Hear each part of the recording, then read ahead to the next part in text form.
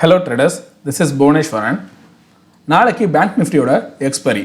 So first நம்ம Bank-Nifty பத்தி பார்த்தறலாம். So நேத்து வீடியோல நம்ம இன்னைக்கான மார்க்கெட்டுக்கு சப்போர்ட் அண்ட் ரெசிஸ்டன்ஸ் வந்து சொல்லியிருந்தோம். So அது எந்த அளவுக்கு வொர்க் ஆயிருக்கு அப்படிங்கறதை இன்னைக்கு பார்க்கலாம்.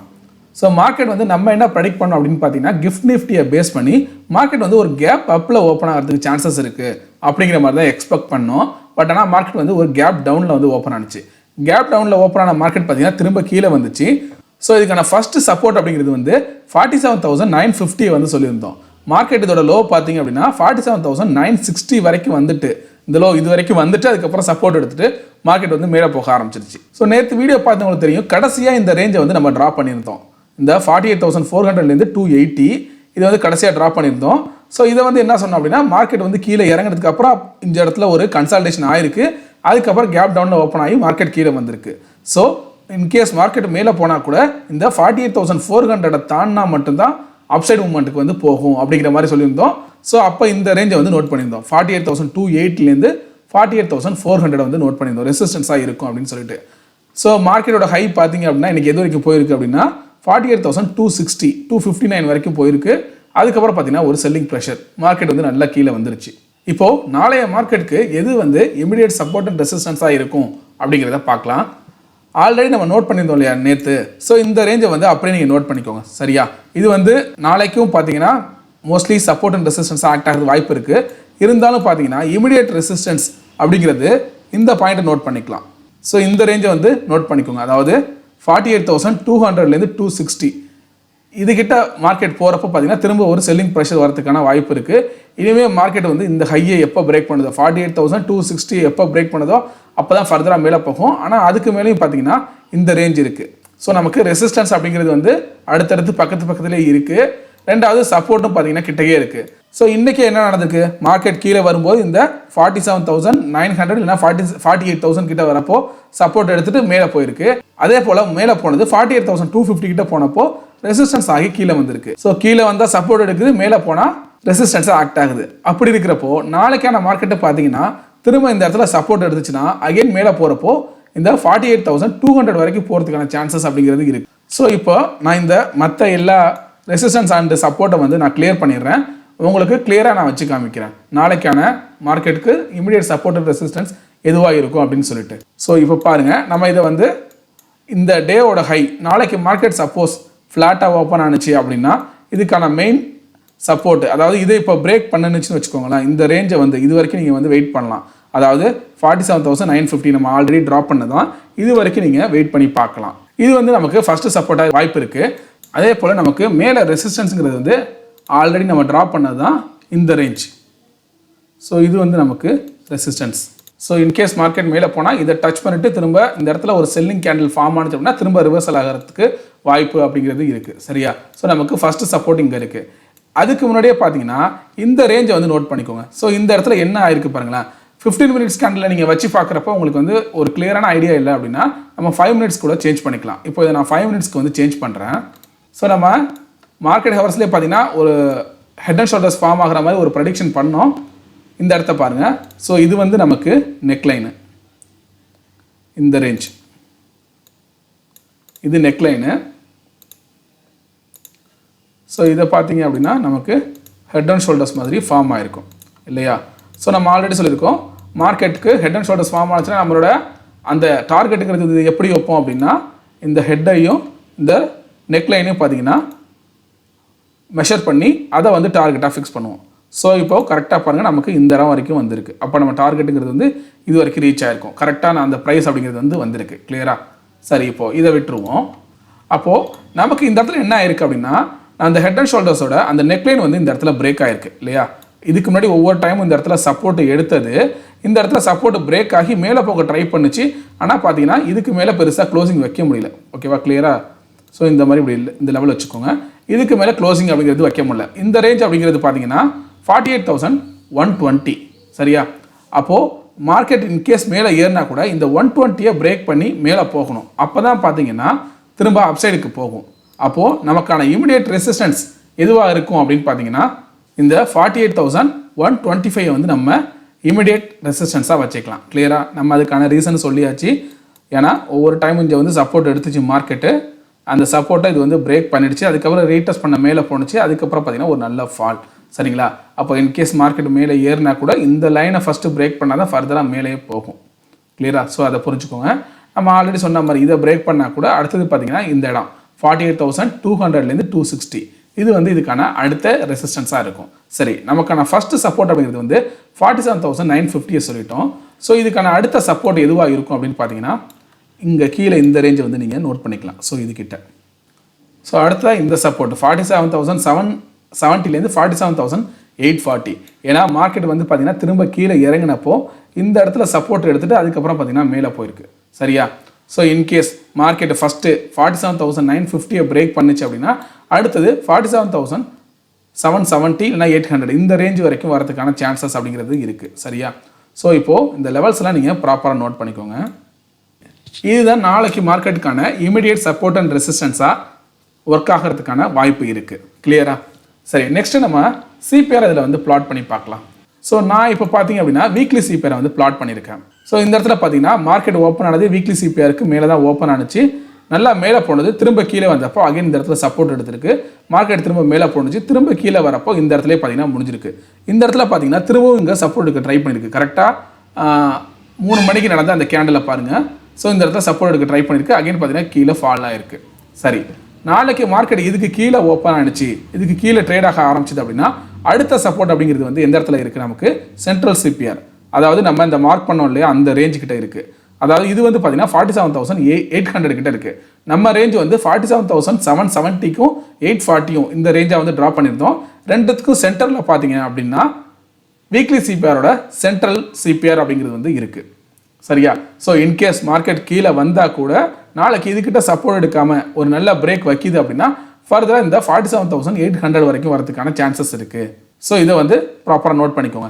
இது பிரேக் ஆனிச்சு அப்படின்னா நல்லா கிளியராக புரிஞ்சுக்கோங்க. இதை வந்து ஸ்ட்ராங்காக பிரேக் பண்ணிடுச்சு அப்படின்னா ஃபர்தராக நல்ல ஒரு ஃபால் இருக்கும். அடுத்ததாக 47,600 வரைக்கும் வரதுக்கான சான்சஸ் இருக்கும். ரெண்டாவது ஒரு முக்கியமான விஷயம் என்ன அப்படின்னா இந்தியா விக்ஸ் பார்த்தீங்கன்னா 21 கிட்ட இருக்கு. ஸோ 20 above, நார்மலாக 16-17 above மேலே போனாலே பார்த்தீங்கன்னா வாலட்டைல் அதிகமாக இருக்கும். இப்போ 21 கிட்ட இருக்கு.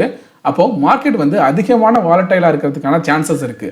ஸோ இந்த இடத்துல என்ன ஆகும் அப்படின்னு பார்த்தீங்கன்னா நீங்கள் ஆப்ஷன்ஸில் ட்ரேட் பண்ணுறப்போ ஆப்ஷன் சார்ட்டில் போயிட்டு நீங்கள் ஏதாவது ஒரு ஸ்டாப் லாஸ் ஃபிக்ஸ் பண்ணுவீங்க. அதாவது உங்களுக்கு ஒரு கேண்டில்ஸ்டிக் பேட்டர்னோ இல்லை சார்ட் பேட்டர்னோ உங்களுக்கு தெரிகிறப்போ இல்லை ஒரு சப்போர்ட் தெரிகிறப்போ அந்த சப்போர்ட்டில் என்ட்ரி வச்சுக்கிட்டு கீழே வந்து ஏதாவது ஒரு ஸ்டாப் லாஸ் வந்து ஃபிக்ஸ் பண்ணுவீங்க. சரியாக செட் பண்ணிடுவீங்க. அப்போ என்ன ஆகும் அப்படின்னா மார்க்கெட் பெருசாக வாலட்டைலாக இருக்கும்போது உங்கள் ஸ்டாப் லாஸ் எல்லாம் ஹிட் பண்ணிவிட்டு அதுக்கப்புறம் மார்க்கெட் வந்து மேலே போகிறதுக்கான சான்சஸ் அப்படிங்கிறது இருக்குது. அப்போது நான் ஸ்டாப் லாஸ் போடாமல் ட்ரேட் பண்ணட்டுமா அப்படின்னு கேட்டிங்கன்னா ஒரு சில நேரம் என்ன ஆகும் அப்படின்னா நீங்கள் ஸ்டாப் லாஸ் செட் பண்ணாமல் மேனுவலாக நான் வந்து க்ளோஸ் பண்ணிக்கிறேன், அந்த லெவலுக்கு கீழே பிரேக் வச்சுதுன்னா க்ளோசிங் வச்சுதுன்னா நான் வந்து மேனுவலாகவே க்ளோஸ் பண்ணிக்கிறேன் அப்படிங்கிற மாதிரி நீங்கள் முடிவு எடுத்து ட்ரேட் பண்ணிங்கன்னா சம்டைம்ஸ் என்ன ஆகும்னா ஒரே கேண்டில் வெறும் ஒரு 5 minutes கேண்டிலே பார்த்தீங்கன்னா ஒரு 200-300 பாயிண்ட் பார்த்தீங்கன்னா கீழே போயிட்டு க்ளோஸ் ஆகிடும். சரிங்களா? அப்போ உங்களுக்கு ப்ரீமியம்ங்கிறது வந்து ரொம்ப பெரிய அடி வாங்கிடும். அப்போது பெரிய லாஸை நீங்கள் ஃபேஸ் பண்ணுற மாதிரி ஆகிடும். அதனால் மார்க்கெட் ரொம்ப வாலட்டைலாக இருக்கும்போது நீங்கள் ஸ்டாப் லாஸ் வச்சாலும் பிரச்சனை, ஸ்டாப் லாஸ் வைக்காமல் ட்ரேட் பண்ணாலும் பிரச்சனை. சரிங்களா? நம்ம தான் கொஞ்சம் கவனமாக ட்ரேட் பண்ணுற மாதிரி பார்த்துக்கணும். ஸோ இன்னைக்கு மார்க்கெட்டே பார்த்தீங்கன்னா மோஸ்ட்லி அப்படி தான் இருந்துச்சு. இந்த பாருங்களேன், விக்கெல்லாம் எவ்வளோ பெருசுக்கு சடனாக கீழே வந்து ஃபார்ம் ஆகிட்டு அதுக்கப்புறம் சப்போர்ட் எடுத்துகிட்டு போணுச்சு. இங்கெல்லாம் பார்த்தீங்கன்னா கீழே இவ்வளோ தூரம் வந்துட்டு அதுக்கப்புறம் சப்போர்ட், அந்த மாதிரி விக்கு வந்து பார்த்தீங்கன்னா பெருசாக ஃபார்ம் ஆகிட்டு இருந்துச்சு.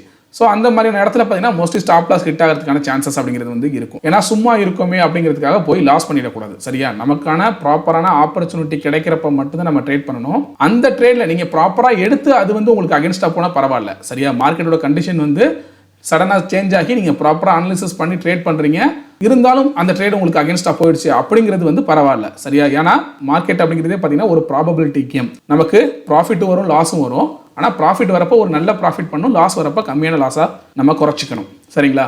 ஸோ அப்போ தான் நம்ம கன்சிஸ்டண்ட்டாக ப்ராஃபிட் வந்து பண்ண முடியும். அப்போது நம்ம ப்ராப்பராக ஒரு இடத்துல ஸ்டாப் லாஸ் வைக்க முடியாது, என்னால் கரெக்டாக ஒரு இடத்துல வந்து ட்ரேடில் என்டர் ஆக முடியாது அப்படிங்கிற சுச்சுவேஷன் இருக்கிறப்போ நம்ம ட்ரேடுக்குள்ளே போகவே கூடாது. சரிங்களா? மார்க்கெட் சடனாக மேலே போயிட்டே இருக்குது அப்படின்னு சொல்லிட்டு நம்ம அந்த பாயிண்ட்ஸை கேப்சர் பண்ணுறோன்னு சொல்லிட்டு எங்கேயோ போய் வந்து நீங்கள் ட்ரேடில் என்ட்ரி ஆகிடக்கூடாது. ஸோ கொஞ்சம் கவனமாக ட்ரேட் பண்ணணும். ஸோ நாளைக்கான மார்க்கெட்டுக்கு இதுதான் பார்த்தீங்கன்னா இமிடியேட் சப்போர்ட் அண்ட் ரெசிஸ்டன்ஸாக இருக்கிறதுக்கான வாய்ப்பு இருக்குது.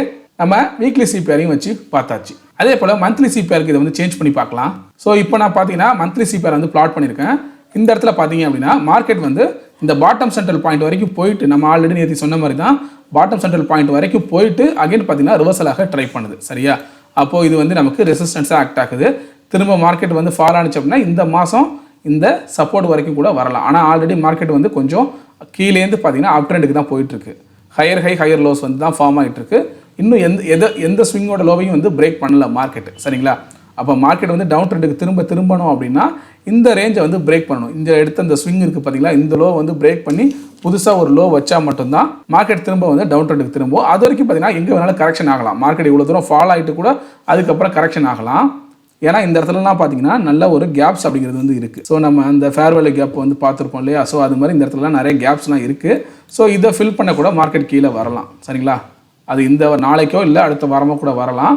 ஆனால் இதெல்லாம் ஃபில் பண்ணிட்டு கூட போகலாம். அப்போ எதை பிரேக் பண்ணால் மார்க்கெட்டோட ட்ரெண்டு மாறும் அப்படின்னு பார்த்தீங்கன்னா இந்த ரேஞ்சு. இதுக்கு முன்னாடி நமக்கு S1 இருக்குது பார்த்தீங்களா, மந்த்லி சிபிஆரோட S1 47,300 இதெல்லாம் பிரேக் பண்ணி கீழே போனால் மட்டும் தான் பார்த்தீங்கன்னா மார்க்கெட் டவுன் ட்ரெண்டுக்கு போகிறதுக்கான வாய்ப்பு அப்படிங்கிறது இருக்குது. அது வரைக்கும் பார்த்தீங்கன்னா மார்க்கெட் வந்து ஒரு கரெக்ஷன் ஆகி அதுக்கப்புறம் பார்த்தீங்கன்னா புல் பேக் எடுக்கிறதுக்கான சான்சஸ் அப்படிங்கிறது இருக்கும். ஸோ இது எல்லாத்தையும் மைண்டில் வச்சுக்கிட்டு அதுக்கு தகுந்த மாதிரி உங்களோட ட்ரேடிங் அப்படிங்கிறத வச்சுக்கோங்க. ஸோ நெக்ஸ்ட் நம்ம நிஃப்டி பற்றி பார்க்கலாம். இப்போது நிஃப்டியோட 15 மினிட்ஸ் டைம் ஃப்ரேம் வந்து வச்சுருக்கோம். இப்போது நிஃப்டியில் இன்றைக்கி என்ன நடந்துச்சு அப்படின்னு பார்க்கலாம். மார்க்கெட் பார்த்தீங்கன்னா கேப் டவுனில் ஓப்பன் ஆனிச்சு. நம்ம எக்ஸ்பெக்ட் பண்ணது வந்து கேப் அப்பில் ஓப்பன் ஆகும் அப்படின்னு. ஏன்னா நேற்று கிஃப்ட் நிஃப்டி பார்த்தீங்கன்னா கிட்டத்தட்ட 560 580 இந்த ரேஞ்சு கிட்ட ட்ரேட் ஆகிட்டு இருந்துச்சு. அதனால மார்க்கெட் வந்து ஒரு கேப் அப்பில் ஓப்பன் ஆகும்னு எதிர்பார்த்தோம். ஆனால் பார்த்தீங்கன்னா மார்க்கெட் வந்து ஒரு கேப் டவுனில் தான் ஓப்பன் ஆனிச்சு. அதுக்கப்புறம் பார்த்தீங்கன்னா ஒரு கன்சல்டேஷன் நடந்து மார்க்கெட் வந்து பார்த்தீங்கன்னா ஒரு அப்சைட் மூவ்மெண்ட் கொடுத்துச்சு. நம்ம 22,600 வந்து ரெசிஸ்டன்ஸ் சொல்லியிருந்தோம். ஃபர்ஸ்ட் ரெசிஸ்டன்ஸ் மார்க்கெட் ஒரு கேப் அப்பில் ஓப்பன் ஆனிச்சுன்னா கொஞ்சம் தூரம் மேலே போகும். அப்புறம் இது ரெசிஸ்டன்ஸாக ஃபீல் ஆனிச்சுன்னா இந்த இடத்துல ஒரு செல்லிங் ப்ரெஷர் வந்துச்சுன்னா திரும்ப பார்த்தீங்கன்னா மார்க்கெட் கீழே வரதுக்கான சான்சஸ் இருக்குது அப்படின்னு சொல்லியிருந்தோம். ஆனால் கேப் டவுனில் ஓப்பன் ஆகி அதுக்கப்புறம் ஒரு நல்ல புல் பேக் மார்க்கெட் வந்து மேலே ஏறி அதுக்கப்புறம் அதிகபட்சம் இது பார்த்தீங்கன்னா இதோட ஹை வந்து 22,591 வரைக்கும் போயிருக்கு. நம்ம 600 வந்து ரெசிஸ்டன்ஸ்னு சொல்லியிருந்தோம். அதுக்கப்புறம் பார்த்தீங்கன்னா இந்த இடத்துல ஒரு செல்லிங் ப்ரெஷர் மார்க்கெட் வந்து கொஞ்சம் டவுன் சைடில் மூவ் ஆயிடுச்சு சரிங்களா. சரி, நாளைக்கான மார்க்கெட்டுக்கு எது இமிடியேட் சப்போர்ட் அண்ட் ரெசிஸ்டன்ஸாக இருக்கும், எப்படி ட்ரேட் பண்ணலாம் அப்படிங்கிறத பார்க்கலாம். மார்க்கெட் இன் கேஸ் ஃப்ளாட்டாவோ இல்லை லைட்டாக கேப் அப்போ கேப் டவுன்லேயே ஓப்பன் ஆனிச்சு அப்படின்னா, அதாவது இந்த டேவோட ஹை அண்ட் லோவுக்கு நடுவில் தான் மார்க்கெட் வந்து ஓப்பன் ஆகும் இல்லையா. அப்போது இந்த டே அதாவது 21 மேயோட ஹை அண்ட் லோவை வந்து நம்ம சப்போர்ட் அண்ட் ரெசிஸ்டன்ஸாக வந்து மார்க் பண்ணிக்கலாம். அதாவது இந்த ஹையை வந்து மார்க் பண்ணிக்கோங்க. இது 22,590 இது வந்து நமக்கு ஆல்ரெடி இருக்குது. 22,600 இது நமக்கு ரெசிஸ்டன்ஸாக இருக்குது. சப்போர்ட் வந்து இந்த ரேஞ்சை வந்து நோட் பண்ணிக்கோங்க. இந்த லோ இருக்குது இல்லையா, இது வந்து நமக்கு ஃபஸ்ட்டு சப்போர்ட்டாக இருக்க வாய்ப்பு இருக்குது 22,440. ஸோ இது வந்து நமக்கு ஃபஸ்ட்டு சப்போர்ட். ஏன்னா மார்க்கெட்டை பாருங்கள், ஒவ்வொரு டைமும் இந்த இடத்துல வந்து சப்போர்ட் எடுத்துகிட்டு அதுக்கப்புறம் நல்லா மேலே போயிருக்கு. இன்றைக்கி மார்க்கெட்டும் அதே மாதிரி தான். இந்த இடத்துல 22,440 கிட்ட சப்போர்ட் எடுத்துகிட்டு நல்லா மேலே போயிருக்கு இல்லையா. அப்போது இது வந்து நமக்கு ஃபஸ்ட்டு சப்போர்ட்டாக இருக்கும். ரெண்டாவது சப்போர்ட் அப்படிங்கிறது வந்து இந்த 22,350 சரியா. ஸோ இந்த ரெண்டுத்தையும் பார்த்தீங்கன்னா நோட் பண்ணிக்கோங்க. மற்றபடி நமக்கு அந்த லெவல்ஸ் எல்லாமே காமன் தான். ஸோ அதுக்கு முன்னாடி இந்த இடத்துல நமக்கு என்ன தெரியுதுன்னு பாருங்களேன். ஸோ இங்கே என்ன இருக்குது, இன்றைக்கான மார்க்கெட்டில் பார்த்தீங்கன்னா ஒரு இவ்வளோ தூரம் ஃபஸ்ட்டு 15 மினிட்ஸ் கேண்டிலே பார்த்தீங்கன்னா இவ்வளோ தூரம் விக்கு ஃபார்ம் பண்ணி அதுக்கப்புறம் ஒரு கன்சல்டேஷன் வச்சு அதுக்கப்புறம் மார்க்கெட் வந்து நல்லா மேலே போயிருக்கு. அப்போ என்ன அர்த்தம் அப்படின்னு பார்த்தீங்கன்னா இதுக்கு கீழே, ஏன்னா இந்த இடத்துல ஃபுல்லாக பார்த்தீங்கன்னா இது ரெசிஸ்டன்ஸாக இந்த லெவல் இந்த ரேஞ்சு பார்த்தீங்கன்னா ரெசிஸ்டன்ஸாக ஆக்ட் ஆகிருக்கு ஒவ்வொரு டைமும் ஓகேவா. ஸோ இதை பிரேக் பண்ணி மேலே போக முடியல. அடுத்த கேண்டில் இந்த கேண்டில் தான் பார்த்தீங்கன்னா இதை க்ளோஸ் பண்ணி மேலே போயிருக்கு. அப்படி இருக்கிறப்போ இந்த ரெசிஸ்டன்ஸ் சரியா, இந்த இடத்துல ரெசிஸ்டன்ஸாக இருந்தது, இங்கே சப்போர்ட்டாக இருக்க வாய்ப்பு இருக்குது சரிங்களா. மார்க்கெட் வந்து நாளைக்கு ஓப்பன் ஆகும்போது இந்த 22,470 இல்லைனா 480 இந்த ரேஞ்சுக்கிட்ட வந்துச்சு அப்படின்னா ஃபஸ்ட்டு இந்த சப்போர்ட் எடுக்குதான்னு மார்க் கொஞ்சம் ஐடியா பண்ணிக்கோங்க. ஜஸ்ட் இது வந்து ஒரு ஐடியா தான், இது வந்து மேஜர் சப்போர்ட் கிடையாது. இதுக்கிட்ட சப்போர்ட் எடுக்கிறதுக்கான சான்சஸ்ங்கிறது வந்து கொஞ்சம் இருக்குது. ஏன்னா இன்கேஸ் மார்க்கெட் இங்கே ஓப்பன் ஆனிச்சு அப்படின்னா, ஏன்னா ஆல்ரெடி இந்த இடத்துல கன்சல்டேஷன் இங்கே ஃபுல்லாக பார்த்தீங்கன்னா இந்த இடம் கன்சல்டேஷன் தான். ஸோ இது அப்படியே ஃப்ளாட்டாக அப்படி எடுத்து வச்சோம் அப்படின்னா இந்த இடத்த பாருங்க. ஸோ இதில் ஃபுல்லாக பார்த்தீங்கன்னா மார்க்கெட்டு கன்சால்டேட் ஆகிருக்கு. இந்த இடத்துல நான் சொன்ன மாதிரி இதை வந்து விட்டுருங்க. ஏன்னா இது வந்து ஸ்பெஷல் ட்ரேடிங் டே. ஸோ இதை வந்து கன்சிடர் பண்ண வேணாம். நமக்கு ஃப்ரைடே பார்த்தீங்கன்னா இதுக்குள்ளேயே கன்சல்டேஷனு, அதுக்கப்புறம் பார்த்தீங்கன்னா மார்க்கெட் இன்றைக்கி ஓப்பன் ஆகும்போது இதுலேயே கன்சல்டேஷன் ஆகிருக்கு. அதுக்கப்புறம் இது வந்து பிரேக் அவுட் கொடுத்துருக்கு. பிரேக் அவுட் கொடுத்த மார்க்கெட் வந்து திரும்ப ரீடெஸ்ட் பண்ணலை. ஸோ இப்போ ரீடெஸ்ட் பண்ணுறதை நம்ம வச்சுக்குவோம். சப்போஸ் இன்கேஸ் இதுக்கு மேலே மார்க்கெட் ஓப்பன் ஆனிச்சுன்னா இந்த சப்போர்ட் எடுத்துகிட்டு மேலே போகிறதுக்கான சான்சஸ் அப்படிங்கிறது இருக்குது.